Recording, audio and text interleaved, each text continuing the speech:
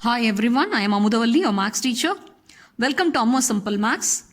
Dear students, now I am going to teach you question number 9. It's a very interesting question from exercise 8.1 from your NCERT textbook, chapter 8, trigonometry. In triangle ABC right angled at B, tan A equal to 1 by root 3. Find the value of sin A into cos C plus cos A into sin C, and the second subdivision is cos A into cos C minus sin A into sin C. Okay. In this it is given the right angle is formed at B. That means angle A and C are the acute angles. So let us get into the solution part. Given tan A equal to 1 by root 3. We know that tan A equal to P by B. That is the ratio of perpendicular by base, that is opposite side by adjacent side. So that is equal to 1k and root 3k, where k is a positive number. So here P and B are known. We have to find out hypotenuse by using Pythagoras theorem. So therefore P equal to 1k and B equal to root 3k. So therefore h squared equal to P squared plus B squared. So that is 1k the whole squared plus root 3k the whole squared. This is nothing but k squared plus 3k squared, that is equal to 4k squared.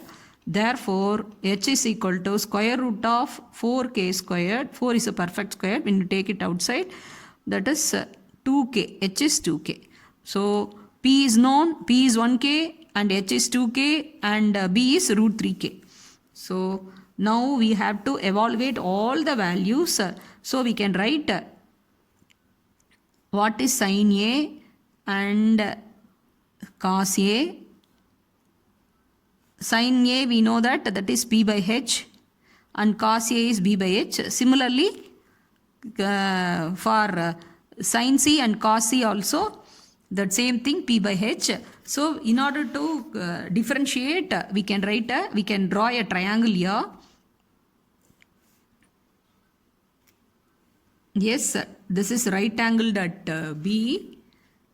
So let it be A and C, both are acute angle.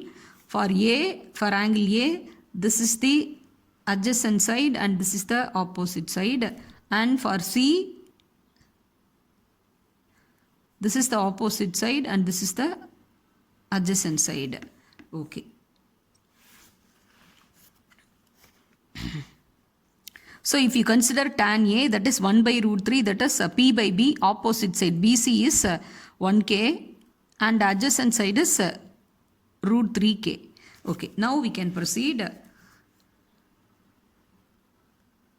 Sin A, cos A, sin C and cos C we can write. Yes. With angle of reference A, sin A is P by H, that is opposite side by the hypotenuse. Hypotenuse is we found it as 2k. Okay.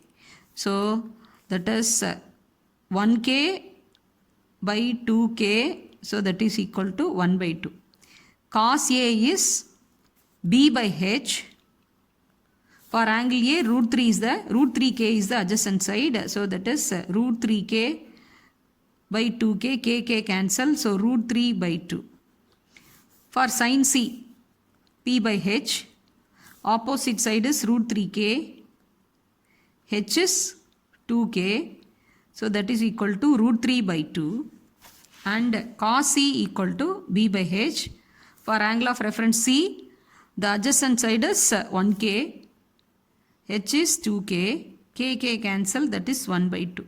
So sin A is cos C, cos A is sin C. Okay.